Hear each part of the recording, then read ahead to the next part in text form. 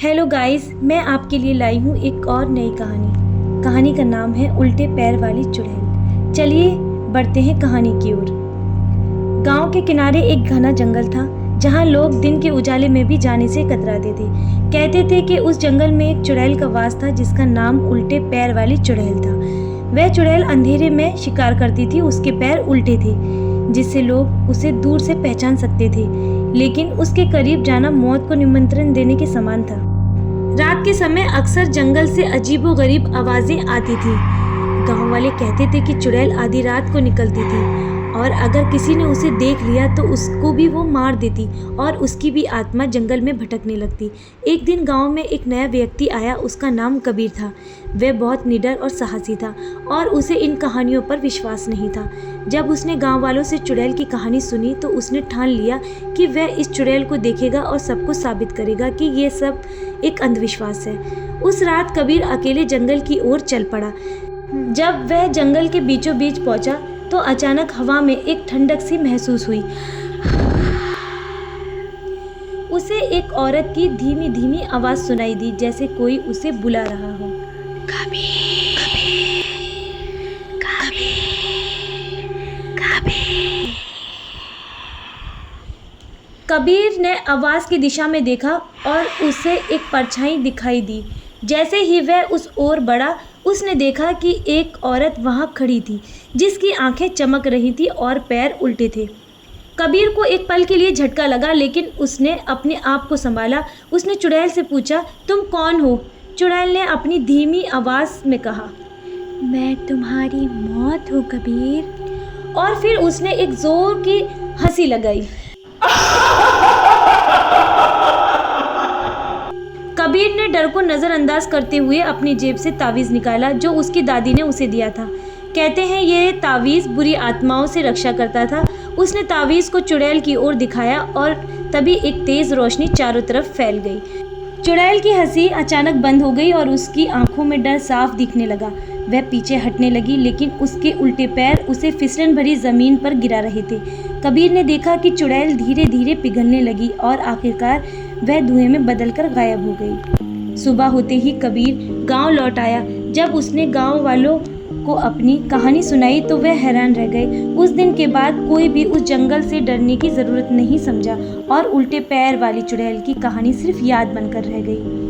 कभी कभी हमारी सोच में बसे डर सिर्फ अंधविश्वास होते हैं। अगर हम साहस और विश्वास के साथ उनका सामना करें तो वह हमें कोई नुकसान नहीं पहुंचा सकते। चलिए सुनते हैं आगे की कहानी। अगली सुबह जब कबीर ने गांव वालों को अपनी कहानी सुनाई तो वे सभी हैरान थे। कुछ लोग उसके साहस की सराहना कर रहे थे तो कुछ को अब भी यकीन नहीं हो रहा था कि इतने सालों से जो दहशत का कारण बनी चुड़ैल अब खत्म हो चुकी है।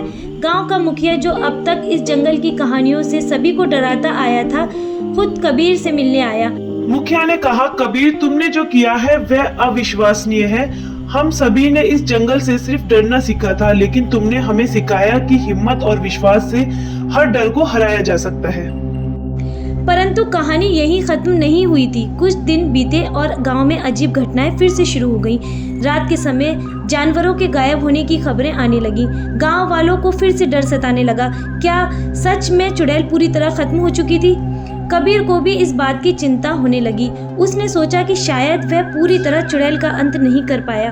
उसने तय किया कि वह फिर से जंगल जाएगा और इस बार पूरी तरह सुनिश्चित करेगा कि कोई बुरी आत्मा वहां बाकी है या नहीं। कबीर ने इस बार कुछ गांव वालों को साथ लिया और वह सभी रात के समय जंगल में गए।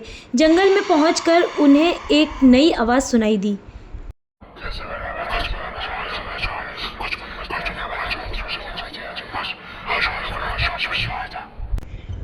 ये पहले से कहीं अधिक डरावनी और अस्थिर थी। जब वे आवाज की दिशा में बढ़े तो उन्हें एक पुरानी टूट चुकी मंदिर जैसी जगह मिली। यह मंदिर घने पेड़ों और झाड़ियों से ढका हुआ था, जिसे पहले कभी किसी ने नहीं देखा था। कबीर ने देखा कि मंदिर के अंदर एक बड़ा काला पत्थर था जिस पर कुछ अजीब निशान बने हुए थे। उसने समझा कि यह पत्थर ही उस चुड़ैल की शक्ति का स्रोत है। कबीर ने गांव वालों से कहा, यह पत्थर ही असली कारण है। इसके बिना चुड़ैल की आत्मा पूरी तरह खत्म नहीं हो सकती। हमें इसे नष्ट करना होगा। गांव वालों ने कबीर की बात मानी उन्होंने उस पत्थर को तोड़ने के लिए कुल्हाड़ी और लोहे की छड़ें इस्तेमाल की।